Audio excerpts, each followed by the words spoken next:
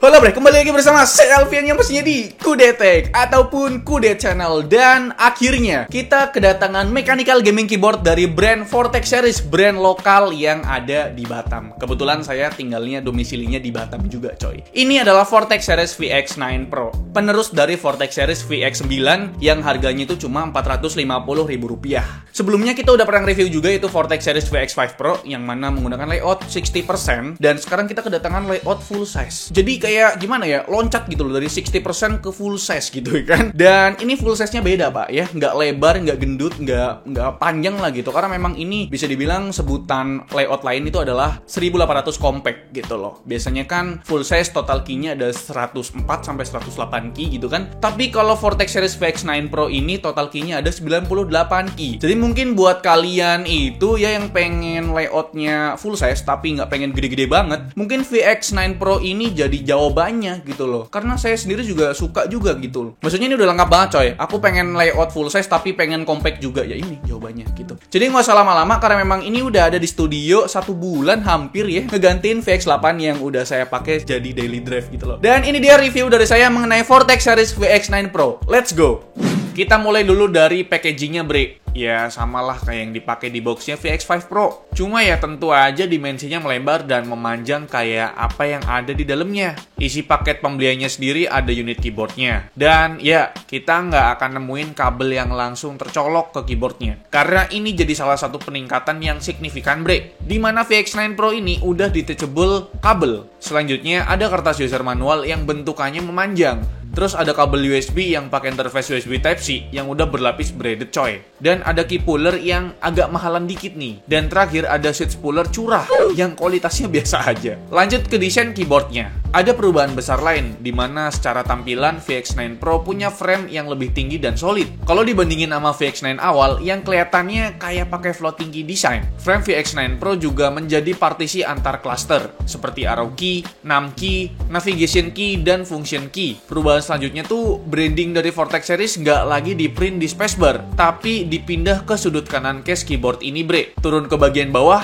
kita bakal nemuin 4 titik rubber feet dan ada sepasang adjustable keyboard stand yang punya 2 step ketinggian. Selain itu, kita juga bakal jumpain rute kabel manajemen, mau itu dari tengah, kiri, dan kanan juga men. Oh iya, nantinya VX9 Pro bakal tersedia dalam 2 pilihan warna. Ada warna putih dan juga hitam seperti unit tes kita kali ini. Kalau kita lihat jumlah key-nya, VX9 Pro tergolong keyboard dengan kategori layout 1800 compact dengan total key 98 key. Layout 1800 compact itu merupakan alternatif dari layout full size yang key mapping-nya paling lengkap tapi dimensinya lebih ringkas bre. Nah buat keycaps-nya masih pakai material plastik ABS. Terus pakai teknik printing double shot injection yang tembus LED. Di beberapa key, ada sub-legend yang tercetak pakai teknik pad printing yang posisinya center, jadi enak lah dilihat. Kalau ngelihat VX9 versi awal, font yang ada di VX9 Pro ini jauh lebih baik karena nggak pakai font gaming kayak di versi VX9 awal. Harusnya sih bisa lebih diterima para calon pembeli nih bre.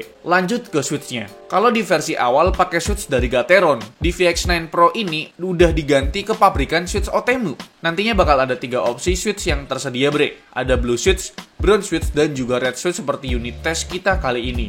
Kalau buat red switch dari Otemu kita sama-sama tahu lah ya, punya karakteristik linear yang tentu aja ringan dan senyap. Aktuasinya sekitar 50G lebih tinggi dikit dari biasanya tuh sekitar 45G gitu bre. Red switch dari Otemu mungkin bakal lebih cocok buat penggunaan office yang butuh keheningan atau kesenyapan biar fokus tetap terjaga. Buat lifespan kliknya sekitar 50 juta kali klik. Ya main standar lah bre buat kelas switch budget. Selain ganti pabrikan switch, perubahan lain pada VX9 Pro adanya ketersediaan fitur hot swappable karena pakai papan PCB atau board 5 pin switches. Jadi fleksibilitas switchnya lebih luas lagi. Jadi kalau misalkan kalian tuh mau customize switch, nggak perlu lagi mikirin pakai berapa pin. Oh ya bre, PCB-nya ini pakai konfigurasi north facing switch yang artinya mata LED pada PCB berada di sisi atas switchnya. Sedikit ngebahas LED RGB-nya, terdapat 12 mode RGB yang bisa kita set pakai konfigurasi FN plus Del. Tapi di beberapa mode tersedia 2 atau lebih pilihan arah. Misal di mode Wave ini, ada 6 pilihan arah laju RGB yang bisa kita set pakai kombinasi FN plus insert. Selanjutnya, kita juga bisa set warna LED-nya pakai kombinasi FN plus backup ataupun FN plus backdown. Dan seperti biasa, untuk set tingkat speed laju RGB-nya bisa pakai kombinasi FN plus arrow left ataupun FN plus arrow right. Sedangkan untuk set tingkat brightness-nya pakai kombinasi FN plus arrow up ataupun FN plus arrow down. Lanjut kita bahas konektivitasnya. Sayangnya belum ada mode wireless di VX9 Pro ini, bre. Cuma tersedia di mode wired yang pakai kabel braided sepanjang 1,5 meter dengan interface USB Type-A to USB Type-C yang kompatibel dengan platform Windows dan juga macOS. Buat kabelnya oke banget lah coy. Ada velcro atau tali pengikatnya juga. Jadi lebih praktis kalau mau dibawa kemana-mana gitu. Ukuran atau diameter kabelnya juga pas banget sama rute kabel manajemen yang ada di bawah keyboard ini. Lanjut kita bahas softwarenya. Ini jadi sebuah peningkatan juga karena Vortex Series udah mulai menciptakan ekosistem software yang lebih praktis. Di mana satu software udah bisa dipakai untuk beberapa tipe keyboard. Seperti software yang sekarang ini bisa dipakai untuk VX5 Pro, VX7 Pro, VX8, dan VX9 Pro. Secara tampilan UI-nya masih sama ya. Kita disediakan 10 profile, yang artinya cukup banyak tuh. Selanjutnya kita bisa customize per key-nya. Ada fungsi makronya juga, bre. Dan selanjutnya kita bisa set LED RGB juga, yang mana kalau kita set lewat software akan tersedia dalam 14 mode, di mana 2 mode tambahan adalah mode musik rhythm dan custom.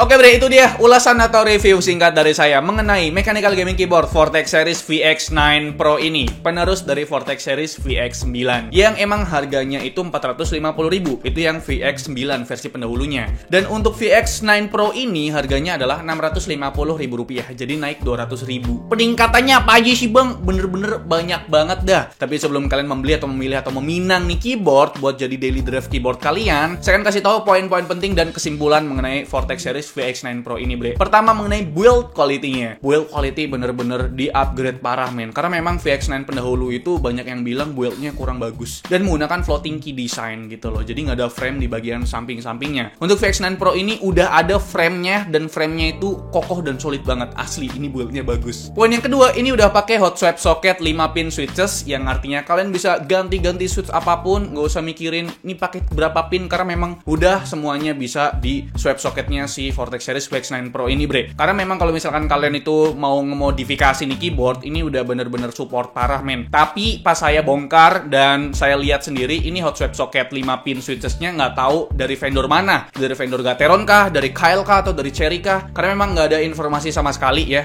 Kayak polosan gitu ya. Saya anggap ini pakai hot swap socket 5 pin switches yang universal gitu lah. Dan poin yang ketiga ini mungkin kita bahas mengenai stepnya atau stabilizernya. Kan sebelumnya saya pakai VX8 yang jadi daily drive draft saya gitu kan untuk keyboard yang saya pakai sehari-hari. Dan untuk VX9 Pro ini sama Vortex series buat kedepannya udah ganti step bre, udah ganti stabilizer. Artinya udah diimprove sedemikian rupa. Ya memang ada sedikit rattle tapi bener-bener nggak berasa banget. Dan kalian bisa lihat perbedaannya ya, VX8 itu buat bagian stemnya masih warna hitam, dan untuk VX9 Pro ini bagian stemnya itu udah warna pink coy. Dan setelah kita coba bener-bener stepnya asli halus banget dan udah di loop, artinya udah preloop pabrikan gitu loh. Dan menurut saya sih ya untuk tingkat konsistensinya kita tidak bisa berekspektasi lebih sama preloop pabrikan gitu, tapi udah bagus banget. Dan kalian tadi udah denger kan untuk typing testnya, kita ada tes juga, kita bandingkan juga dengan VX8 gitu kan, bener-bener improve-nya gede banget di bagian stepnya ini bre. Poin yang keempat mengenai foamnya. Jadi pas kita bongkar itu udah ada foamnya bre, walaupun memang foamnya ya sama kayak foam di VX5 Pro ya. Dan ternyata foamnya itu bukan cuma satu tapi ada dua foam coy. Di bagian antara board dengan plate-nya itu ada foam yang cukup tebal juga. Itu buat ngeredam suara pastinya, dan makanya hasil suara atau typing testnya tuh halus dan lembut sekali gitu kan. Di bagian poin kelima ini mungkin bagian fontnya kali ya. Mungkin bagian font ini banyak yang ya kurang suka gitu buat di VX9 pendahulunya, tapi di VX9 Pro ini udah diimprove juga untuk fontnya nggak gaming, nggak lebay gitu loh coy. Dan poin terakhir ini mengenai ekosistem softwarenya. Jadi Vortex series tuh udah mulai improve, udah ngedevelopment bagian softwarenya ya. Jadi satu software itu untuk beberapa device di Vortex series, contohnya kayak VX5 Pro, VX7 Pro, VX8 dan VX9 Pro ini. Jadi bisa dipakai di beberapa device-nya Vortex series, dan menurut saya itu bagus banget karena kebanyakan brand budget itu pakai satu software buat satu device-nya mereka. Itu ribet banget. Contohnya kayak aku pakai mouse ini, terus keyboard ini dan headset ini, padahal brand sama tapi softwarenya ada 3. Jadi kan kayak menuhin space hard disk aja gitu, ribet gitu loh menurut saya sih. Jadi kira-kira itu dia review atau ulasan dari saya mengenai Vortex series VX9 Pro. Menurut kalian gimana? Apakah ada improve yang besar? Apakah ada peningkatan yang besar juga dari VX9 pendahulu ke VX9 Pro ini? Coba tulis di kolom komentar. Tapi kesimpulan dari saya, di harga 650.000 buat kalian yang pengen cari layout full size tapi pengennya compact, terus bisa dimodifikasi juga, dan out of the box itu udah bagus coy. 5 pin hot swap switches dan typing testnya udah bagus banget. VX9 Pro ini bisa jadi salah satu